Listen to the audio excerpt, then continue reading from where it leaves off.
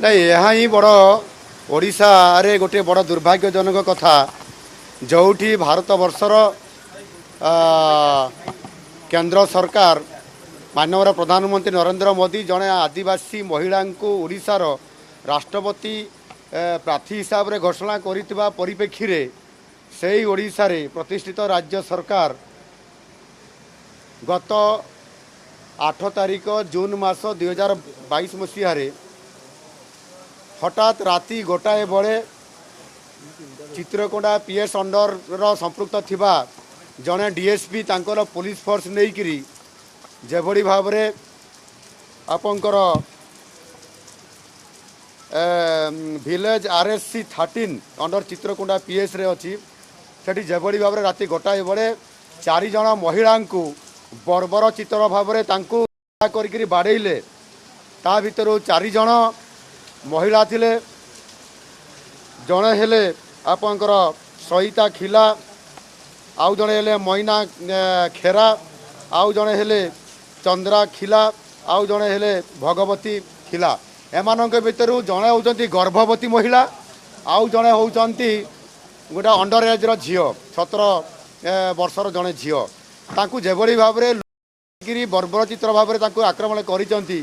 से कौन क्रिमिनाल कले से कौन करले आईन अनुसार हुए तो दंड दि जाई परिबो सेमानकु अरेस्ट कर देई परिबो किंतु एभली भाव में बेलगाम भाव में डीएसपी एवं तांकर पुलिस सहकर्मी माने माड़ मारिचंती आदिवासी कथा कहूतबा राज्य सरकार एवं माननीय मुख्यमंत्री निजे पुलिस विभागर मुख्य अधिकारी एवं मुख्यमंत्री से जेभली भाव में बर्बरचित आक्रमण करचंती से बाबद आज विधानसभा गृह में ए कथा को शून्यकाल प्रसंग में उठा जाइए विरोधी दल समस्त सदस्य मैंने आम उठेचु एवं वर्तमान सुधा आलोचना जारी रही आमर दाबी अच्छी जे एतिरे जुडिशियरी इनक्वारी करा जाऊ नचेत गोटे हाउस कमिटी गठन करा जाऊ सर्वदलीय भित्तिक या जदि सरकार सहित आलोचना चली जदि सरकार ए बाबद आलोचना को न आसबे बा हाउस कमिटी किंबा जुडिशियरी इनक्वारी गठन न करेंगे ताले भारतीय जनता पार्टी विरोधी दल मुख्य हिसाब से चुप होकर रहिबो नाही निश्चित भाव में यार ऊपर दृष्टि आकर्षण करिवो जोटी की संपूर्ण भाव में आज दिन में आदिवासी को उपेक्षा करा होउची एवं एभली भाव में बर्बरचित अत्याचार करा जाउची एभली घटना घटिबार पिछा कौन है कौन थाई पारे ताहा इनक्वारी कले जना पड़िबो एथुरु गोटिए कथा जना पड़ुची जे संपूर्ण भाव में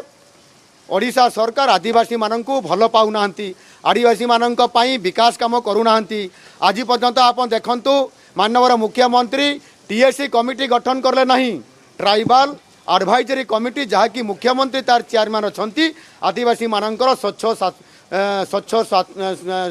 स्वाच्छंद एवं ताकर विकास उपरे तांकरी पाई किभली भाव में से टीएससी कमिटी गठन कर विकास कथा चिंता करने कथा ता आज पर्यंत 5 वर्ष होगा गठन कले ना से दृष्टिकोण आदिवासी कथा सरकार गुरुत्व दौना अपर पक्षे आदिवासी को अत्याचार करुँच माँ भौणी मानू करके बाड़ौंती ये हूँ ओडिशा सरकार बर्बरचित घटना आम डिमांड करूँ ये कथा को गुरुत्वर सह राज्य सरकार विचार करंतु एवं हाउस कमिटी गठन करंतु नचे जुडिशियरी इनक्वारी करने जुडिशियरी स्तर में ताकू घोषणा करांतु जो थे कि सत्य कथा पदा को आसब एवं जो लोक मैंने ए बर्बरचित आक्रमण कर जो पुलिस अधिकारी मैंने दंड देवा सहित आगामी दिन में आदिवासी सुरक्षा कथा राज्य सरकार किभली भाव में नुआ निष्पत्ति आनिबे से कथा घोषणा करंतु।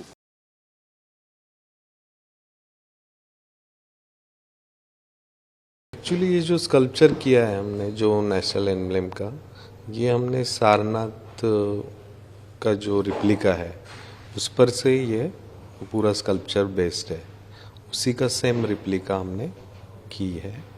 और रही बात ये कंट्रोवर्सी की तो जहाँ ये प्लेस हुआ है उसके इर्द गिर्द ज़्यादा से ज़्यादा 10 फीट का घेरा है वहाँ से ये फ़ोटो ली गई है जो फ़ोटो वायरल हो रही है जिसमें लॉयन का मुंह बड़ा दिख रहा है तो उसमें वो वाइड एंगल फोटोग्राफ है क्योंकि उस पे पास फोटोग्राफर के पास स्पेस नहीं होगा शायद या वो पीछे नहीं जा सकता होगा तो उसमें क्या हो रहा है वो लॉयन का फेस एग्रेसिव लग रहा है। जैसे मैं एग्जांपल दिखाता हूँ ये मेरा रिप्लिका है इसी पर से हमने एनलार्ज किया है तो इसको हम ये एंगल से करते हैं तो इसका एक्सप्रेशन बदल जाता है। इसका लॉयन का मुंह पूरा खुला हुआ दिखता है, उसके टूथ वगैरह ज़्यादा ये दिखते हैं। और ये एंगल से देखेंगे तो अलग लगेगा, ये एंगल से देखेंगे तो अलग लगेगा। तो सेम थिंग इस पर हुई है। और रिप्लिका में भी जो लोगों का कहना है कि इसका टूथ दिख रहा है, टूथ है नहीं है, तो रिप्लिका में भी टूथ है उसमें। ASI के मिस्टर BR मनी, उन्होंने भी उसका कल देखा मैंने, उन्होंने भी यही बोला है कि उसका भी रिप्लिका में, ओरिजिनल रिप्लिका में भी उसमें टूथ है, उसका भी मुंह खुला है। और हमने सेम टू सेम एज उसको बनाया है। इसमें हमने कुछ भी चेंज नहीं किया है। इवन जो पैर का है, और दूसरी वजह है जो ओरिजिनल रिप्लिका है, अगर उसका बेस, लोटस का बेस निकाल दिया तो 3.5 फीट के करीब है। जैसे ये शायद यहाँ से, अगर ओरिजिनल रिप्लिका हमने यहाँ से बनाई है तो ये ओरिजिनल जो है उसका साइज होगा 3.5 to 4 फीट। और जो अभी बनाया है वो बनाया गया है 6.5 मीटर, करीब करीब 20 फीट। तो उसमें हर पार्ट डिटेल है, हर पार्ट। और ये ब्रॉन्ज का है, ओरिजिनल जो है स्टोन का है। तो इसमें ज़्यादा पार्ट्स आपको हर पार्ट एनलार्ज हुआ है, सेम रिप्लिका एनलार्ज हुई है। तो उसमें थोड़ा सा वो डिटेल्ड दिख रहा है, क्योंकि हर चीज़ बड़ी हो गई तो दिखेगा ही। जैसे कोई भी छोटी मूर्ति देखिए और उसको बड़ा एनलार्जमेंट देखिए तो उसमें वो डिटेल्ड दिखेगा। तो अभी ये काम हम 9 महीने से इस पे हम काम कर रहे हैं। 9 महीने में से 2 महीने अगर हमारे गए तो हमने मैंने स्टडी किया जहाँ ये रिप्लिका है वहाँ जाके, और म्यूज़ियम में इसका, पटना में भी इसका रिप्लिका है, वहाँ जाके उसको स्टडी किया, डिटेल किया। आर्किटेक्ट से भी डिस्कशन होते हुए फिर इसका औरंगाबाद में हमने इसका बड़ा पार्ट चालू किया, फिर उस पर डिटेल करके उसका मोल्ड किया। ये प्रोसेस में फिर उसका फाइबर हुआ, फिर जयपुर में कास्ट हुआ। उसके बाद हमारे सामने एक चैलेंज था कि उधर का जो टावर क्रेन है तो उसका क्रेन कैपेसिटी सिर्फ 1.5 टन था, जो हमें और ये स्कल्पचर का वज़न 9.5 टन था। तो हमें ये भी चैलेंज था कि 1 पीस करके भी हम उसको ले जा सकते थे, लेकिन वो पॉसिबल नहीं था। तो इसको हमने उस हिसाब से उसके पार्ट बनाए और ऊपर जाके उसको ब्रेजिंग करके, वेल्डिंग, ब्रेजिंग, फिनिशिंग किया। जब दिल्ली में टेम्परेचर था नियर अबाउट 46 to 50,